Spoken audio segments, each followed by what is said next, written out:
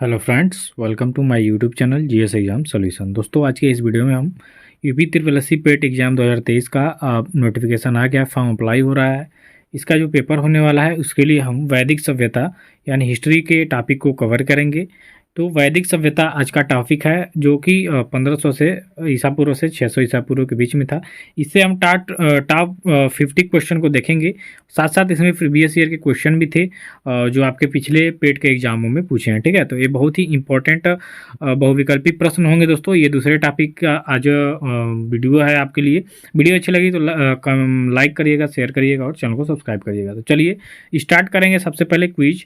सबसे पहला क्वेश्चन है आपके कि पूर्व वैदिक या ऋग्वैदिक संस्कृति का काल किसे माना जाता है। ठीक है, तो पूर्व वैदिक या ऋग्वैदिक काल का जो समय है वो हम माना जाता है 1500 ईसा पूर्व से 1000 ईसा पूर्व के बीच में। ठीक है, तो इसका विकल्प ए जो होगा राइट आंसर हो जाएगा कि पूर्व वैदिक या ऋग्वैदिक संस्कृति का काल जो है वो आपका 1000 ईसा पूर्व से माना जाता है और 1500 ईसा पूर्व से 1000 वर्ष पूर्व के बीच में माना जाता है। ठीक है, तो याद रखिएगा, ये काफ़ी ज़्यादा इंपॉर्टेंट है आपके लिए।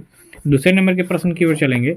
तो आपके दूसरे नंबर का प्रश्न है मित्रों कि उत्तर वैदिक संस्कृति का काल किसे माना जाता है। ठीक है, तो उत्तर वैदिक संस्कृति का यहाँ पे अगर जो देखा जाए काल, तो उसकी जो तिथि है वह 1000 ईसा पूर्व से 600 ईसा पूर्व के मध्य है। तो यहाँ विकल्प जो आपका बी होगा यह राइट आंसर हो जाएगा।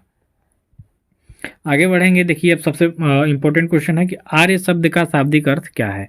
तो आर्य शब्द का शाब्दिक अर्थ देखा जाए तो उसका होता है श्रेष्ठ या कुलीन। ठीक है, श्रेष्ठ जो आर्य थे इनको श्रेष्ठ या कुलीन कहा जाता है। तो यहाँ विकल्प जो आपका सी होगा इसका राइट आंसर हो जाएगा।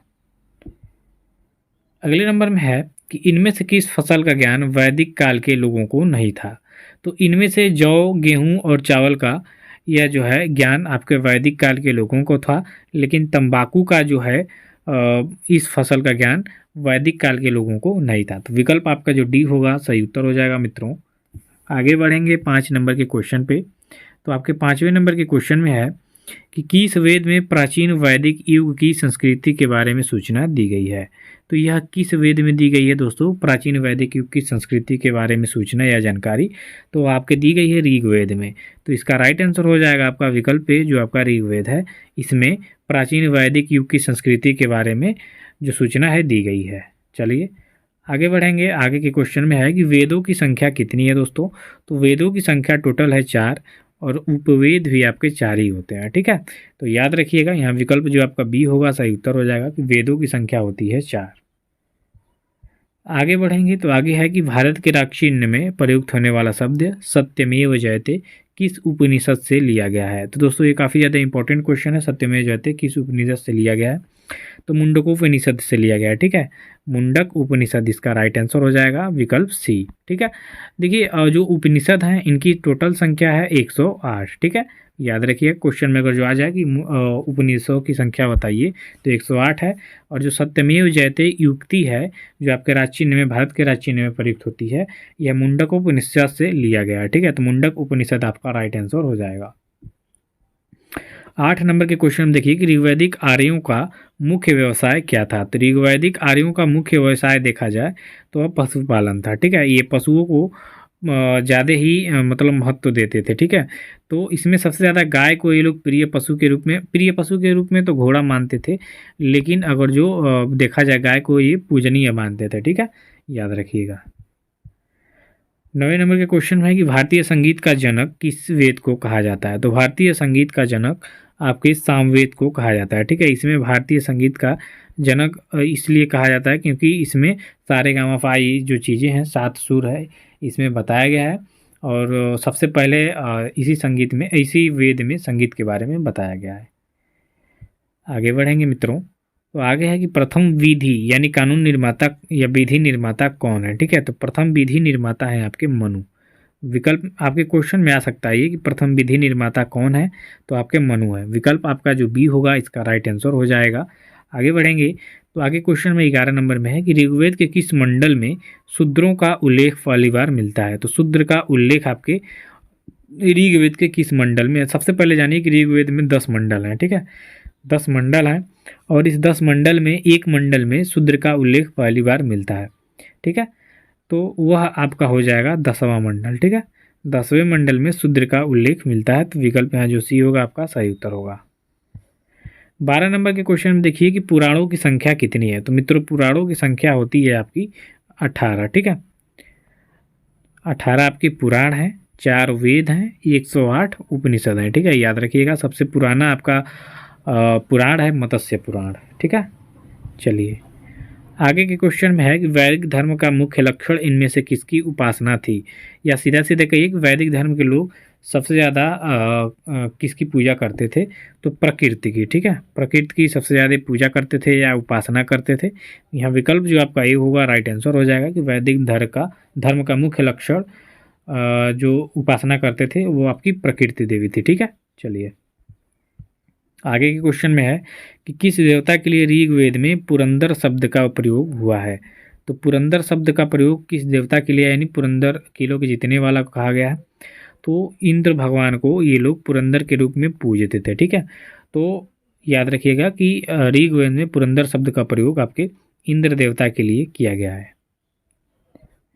आगे के क्वेश्चन में है कि वेदों को अपौरुषेय क्यों कहा गया है। तो अपौरुषेय इसलिए कहा गया है क्योंकि वेदों की जो रचना है वे देवताओं के द्वारा की गई है। तो विकल्प यहाँ जो सी होगा आपका राइट आंसर हो जाएगा कि वेदों को अपौरुषेय इसलिए कहा गया है क्योंकि वेदों की रचना देवताओं के द्वारा की गई है, ठीक है। चलिए 16 नंबर के क्वेश्चन को देखिए कि ऋग्वेद की रचना कहाँ पर हुई थी। तो ऋग्वेद की रचना की बात करेंगे तो वो सप्त संधव प्रदेश में हुई थी। तो यहाँ विकल्प जो आपका डी होगा राइट आंसर हो जाएगा कि ऋग्वेद की रचना सप्त संधव प्रदेश में हुई थी।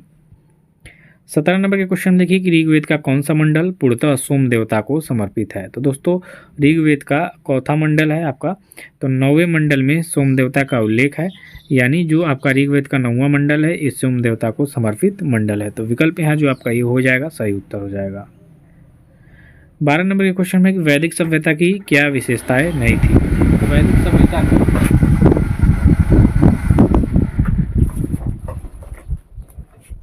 वैदिक सभ्यता की क्या विशेषताएं नहीं थी दोस्तों।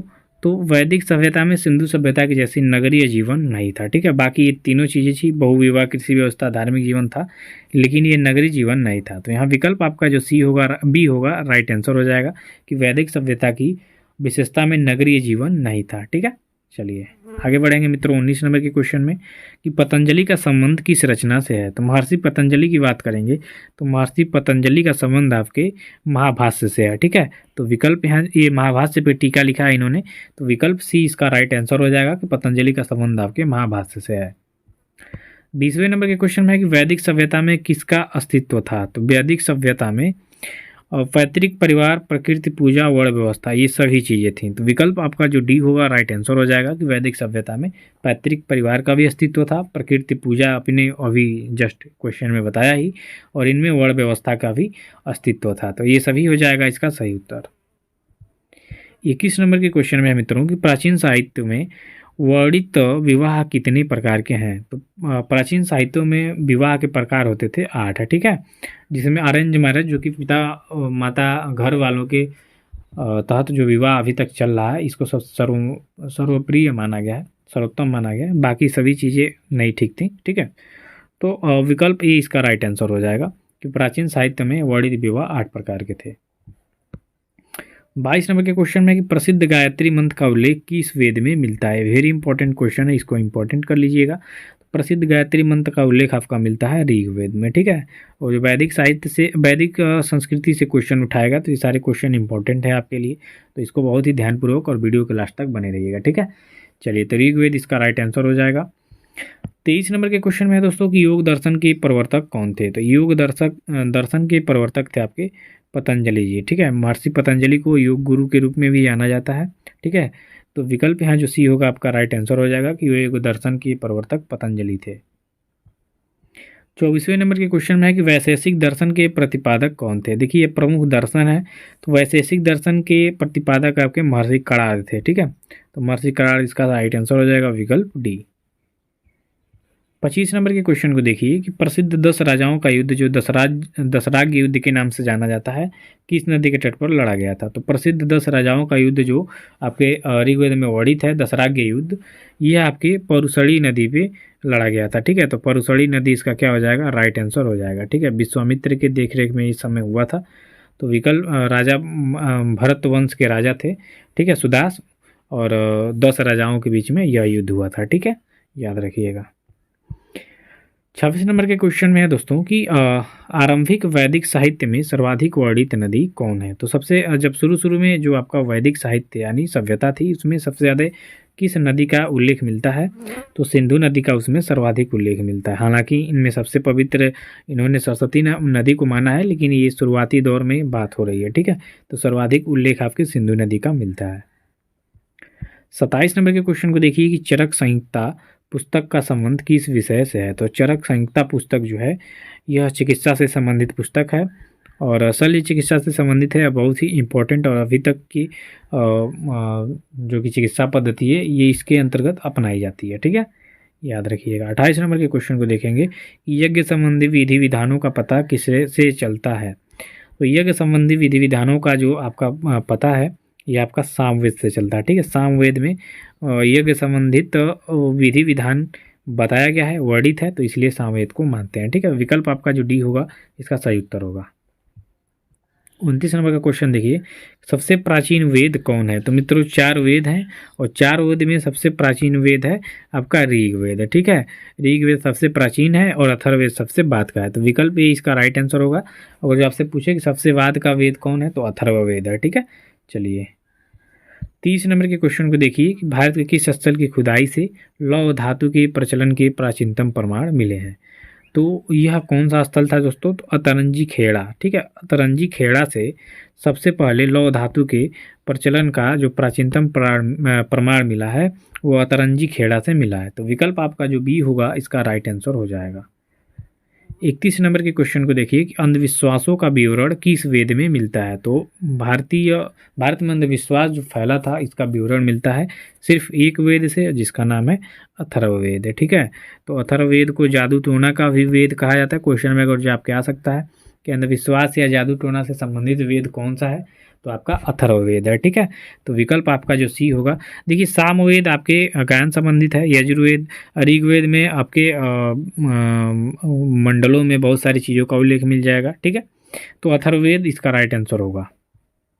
32 नंबर में देखिए कि ऋग्वेद में कुल कितने मंडल हैं दोस्तों। तो अभी जस्ट क्वेश्चन में बताया गया कि ऋग्वेद में कुल 10 मंडल हैं, ठीक है। तो विकल्प यहाँ जो आपका डी होगा राइट आंसर हो जाएगा कि ऋग्वेद में कुल 10 मंडल हैं। चलिए आपका 33 नंबर के क्वेश्चन में है कि सभा और समिति प्रजापति की 2 पुत्रियां थीं, इसका उल्लेख किस वेद में मिलता है। तो सभा और समिति प्रजापति की 2 पुत्रियां थी, इसका उल्लेख आपका मिलता है अथर्ववेद में, ठीक है। अथर्ववेद इसका क्या हो जाएगा, राइट आंसर हो जाएगा विकल्प ए। चलिए आगे चलेंगे 34 नंबर के क्वेश्चन में। तो 34वें नंबर के क्वेश्चन में है दोस्तों कि ऋग्वेद में वर्णित सबसे सामान्य अपराध कौन था। तो ऋग्वेद में वर्णित सबसे सामान्य अपराध था पशुओं की चोरी, तो विकल्प यहाँ जो आपका बी होगा इसका राइट आंसर हो जाएगा। 35 नंबर के क्वेश्चन में देखेंगे कि कौन सा वेद गद्य और पद्य दोनों में रचित है। तो कौन सा वेद है दोस्तों, तो आपका यजुर्वेद है, ठीक है। यजुर्वेद जो है यह आपके गद्य एवं पद्य दोनों में रचित वेद है। तो ये क्वेश्चन वेरी इंपॉर्टेंट करिए, ये आपके एग्जाम में आ सकता है। यजुर्वेद इसका राइट आंसर हो जाएगा। 36 नंबर के क्वेश्चन देखिए, ब्राह्मण ग्रंथों में सर्वाधिक प्राचीन कौन है। ये भी इंपॉर्टेंट करिए, इंपॉर्टेंट क्वेश्चन है। तो ब्राह्मण ग्रंथों में सर्वाधिक प्राचीन ग्रंथ है आपका शतपथ ब्राह्मण, ठीक है। तो ये शतपथ ब्राह्मण जो है यह प्राचीन ब्राह्मण ग्रंथों में सबसे प्राचीन है, ठीक है, सबसे पुराना है। तो विकल्प यहाँ आपका डी जो होगा इसका राइट आंसर हो जाएगा शतपथ ब्राह्मण। 37 नंबर के क्वेश्चन को देखिए कि ऋग्वैदिक युग की प्राचीनतम संस्था कौन सी थी। तो इनमें से ऋग्वैदिक युग की प्राचीनतम संस्था थी आपकी विदथ, ठीक है। विदथ इसका क्या हो जाएगा, राइट आंसर हो जाएगा विकल्प ए। चलिए आगे बढ़ेंगे। 38 नंबर के क्वेश्चन को देखें कि निम्न में से कौन सी स्मृति प्राचीनतम है। तो देखिए स्मृतियाँ भी से क्वेश्चन आता है, इसको वेरी इंपॉर्टेंट करिएगा। निम्न में से कौन सी स्मृति प्राचीनतम है, तो मनु स्मृति सबसे प्राचीन है, ठीक है। बार बार मनु आपने सुना होगा, मनु स्मृति, तो ये सबसे पुरानी स्मृति है, ठीक है। चलिए 39 नंबर के क्वेश्चन को देखिए, वैदिक सभ्यता की आधारभूत इकाई क्या थी। तो वैदिक सभ्यता की आधारभूत इकाई थी आपकी कुल, ठीक है। कुल जो था ये आपके वैदिक सभ्यता की आधारभूत हाँ, इसका राइट आंसर हो जाएगा। ठीक है, चलिए 40 नंबर में देखिए कि ऋग्वेद में सबसे पवित्र नदी किसे माना गया है। तो दोस्तों ऋग्वेद में सबसे प्राचीन नदी माना गया है सरस्वती नदी को। ठीक है, तो सरस्वती नदी इसका क्या हो जाएगा, राइट आंसर हो जाएगा विकल्प डी, कि ऋग्वेद में सबसे प्राचीन पवित्र नदी सरस्वती नदी है।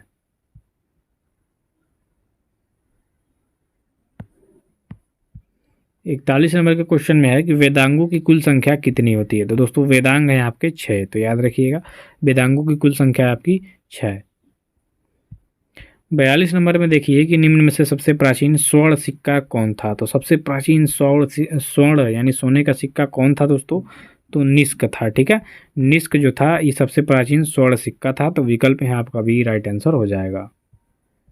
43 नंबर के क्वेश्चन में देखिए कि वैदिक काल में इंद्र के बाद दूसरा सबसे प्रमुख देवता कौन था। तो इंद्र के बाद सबसे दूसरा प्रमुख देवता थे अग्निदेवता। ठीक है, अग्नि देवता विकल्प सी। देखिए देवताओं और मनुष्यों के बीच में अग्नि ही मध्यस्थ की भूमिका निभाते थे, तो इसलिए अग्नि को दूसरा प्रमुख देवता माना गया है। ठीक है, चलिए 44 नंबर के क्वेश्चन को देखिए कि राजा सुदास किस वंश का था। तो अभी ऊपर के क्वेश्चनों में हमने बताया कि राजा जो सुदास थे यह भरत वंश से संबंधित है, तो विकल्प यहाँ जो आपका डी होगा इसका राइट आंसर हो जाएगा कि राजा सुदास भरत वंश से संबंधित है। 45 नंबर का क्वेश्चन देखेंगे कि आर्यों का मुख्य पेय पदार्थ क्या था। ये वेरी वेरी इंपॉर्टेंट क्वेश्चन करिए। तो आर्यों का मुख्य पेय पदार्थ था सोमरस। ठीक है, सोम नामक वनस्पति से बनाया जाता था, जैसे थोड़ा सा हल्का नशा करता था ये, तो सोमरस आर्यों का मुख्य पेय पदार्थ था। 46 नंबर के क्वेश्चन में है कि ऋग्वैदिक कालीन नदी विपाशा का आधुनिक नाम क्या है। तो ये नदियों से भी क्वेश्चन आता है दोस्तों, इसको वेरी इंपॉर्टेंट करिए। तो ऋग्वैदिक कालीन नदी विपाशा का आधुनिक नाम है आपका ब्यास नदी। ठीक है, इसका राइट आंसर होगा विकल्प बी, ब्यास नदी। विपाशा का आधुनिक नाम क्या है, ब्यास नदी। 47 नंबर का क्वेश्चन देखिए कि ऋग्वैदिक कालीन नदी वितस्ता का आधुनिक नाम क्या है। तो वितस्ता का आधुनिक नाम है झेलम नदी। ठीक है, वही जो आपके जम्मू कश्मीर में है। ठीक है, तो झेलम नदी जो है ये जम्मू कश्मीर में है और वितस्ता इसका ऋग्वैदिक काल के समय नाम था। ठीक है, तो विकल्प सी इसका राइट आंसर होगा। 48 में देखिए कि उत्तर वैदिक काल में इंद्र के स्थान पर सर्वाधिक प्रिय देवता कौन थे। तो उत्तर वैदिक काल में इंद्र के स्थान पे सर्वाधिक प्रिय देवता थे आपके प्रजापति। ठीक है, अभी ऊपर के क्वेश्चनों में हमने अब अग्नि देवता को देखा ऋग्वैदिक काल में, यहाँ उत्तर वैदिक काल में प्रजापति हो गए थे। ठीक है, चलिए 49 नंबर के क्वेश्चन को कवर करिए कि जय संहिता किसका पुराना नाम है। तो देखिए ये महाभारत का पुराना नाम है। ठीक है, महाभारत का पुराना नाम है जय संहिता, तो महाभारत इसका राइट आंसर हो जाएगा। और देखिए क्वेश्चन में को जो आपके आ जाए कि महाकाव्य कितने हैं, तो महाकाव्य 2 हैं। ठीक है, एक महाभारत है और एक रामायण है। ठीक है, तो महाकाव्य कितने हैं दोस्तों, सबसे बड़ा महाकाव्य आपका महाभारत है और महाकाव्य हैं 2, रामायण और महाभारत। ठीक है, और इस जो आपका महाभारत है इसका पुराना नाम है जय संहिता। 50 नंबर का क्वेश्चन देखिए कि आर्यों का समाज कैसा था। जैसे कि आपने देखा कि सिंधु सभ्यता का समाज कैसा था, तो मातृ प्रधान, लेकिन आर्यों का समाज था पितृ प्रधान। ठीक है, यानी इसमें पुरुषों की प्रमुखता थी। ठीक है, पुरुष को ही प्रमुख व्यक्ति माना जाता था, इसलिए आर्यों का समाज पितृ प्रधान था। ठीक है, विकल्प आपका वी राइट आंसर हो जाएगा। तो ऐसे ही वीडियो के लिए हमारे साथ जुड़ें, चैनल को ज़्यादा से ज़्यादा सब्सक्राइब करें। और यह आपका व्हाट्सअप नंबर है, इस पर अगर जो आपको PDF चाहिए फ्री में, तो यह आपका व्हाट्सअप नंबर है, इसमें आपका फ्री PDF इसका मिल जाएगा 73 94 95 39 49। यह व्हाट्सअप नंबर है, इसमें आपको फ्री PDF मिल जाएगा। हाई करके अपना नाम लिख देंगे तो मिल जाएगा। ठीक है, धन्यवाद।